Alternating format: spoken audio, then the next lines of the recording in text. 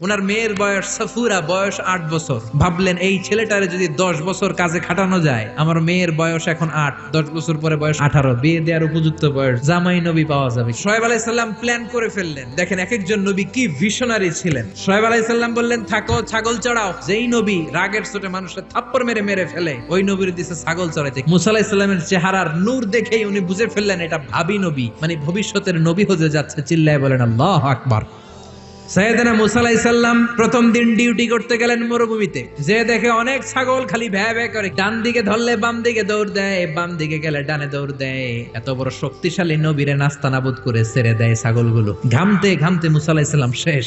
Duty শুরু হলো, বছরের পর বছর যায়, নবী মুসার রাগও কমে না, ছাগল চড়ানো বন্ধ হয় না। ওনার একটা লাঠি ছিল, ওই লাঠি দিয়ে পিটাইতে শুরু করলেন। পিটাইয়া ছাগলগুলারে আধামারা করে ফেলতেন উনি। এত মেজাজ ছিল কিন্তু মেজাজ নরম হয় না। পিটাতে পিটাতে ছাগল চড়াতে চড়াতে